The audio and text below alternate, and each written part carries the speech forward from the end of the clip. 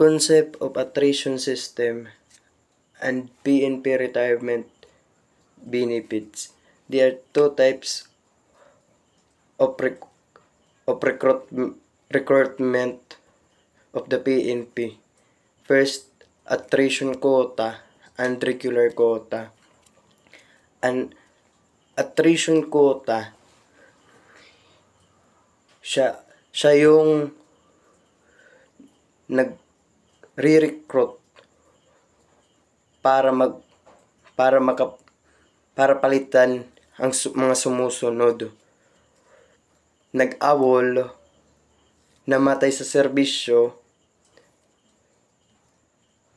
nag-retire, and etc. Yung regular quota naman, example niya, monthly ay every year kasi may regular quota.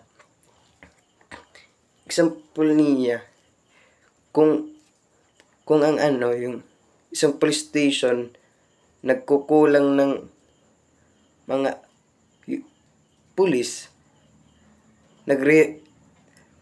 dyan yung regular quota, nagdadagdag sila ng mga pulis. Yan ang regular quota. And attrition of maximum tenure naman, best example niya is PNP chief.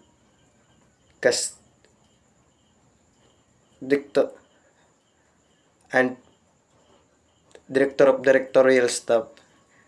Kung ang maximum tenure ng isang police ay 56 years old lang. So meaning ang PNP chief, pag matapos mag-serve siya ng 4 years, automatic ma-apply sa kanya ang attrition of maximum tenure kahit di niya maabot yung 56 years niya. Example, pag naging PNP chief siya, ng 50 years old, ang maximum tenure ng PNP is 56.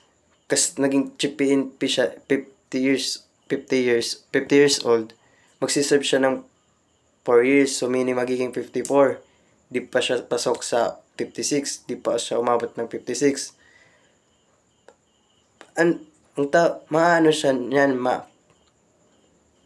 mag-automatic retire, compulsory retirement, or automatic siyang magre-retire para palitan siya. Yan ang attrition of maximum tenure. And the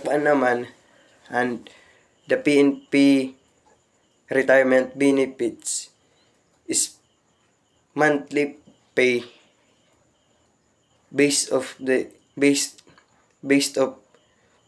year of service, and it will start of 50%, and every year madadagdagan siya ng 2.5% hanggang sa maximum of 90%. Yan ang PNP retirement benefits, ang monthly pay. That's all, ma'am. Thank you.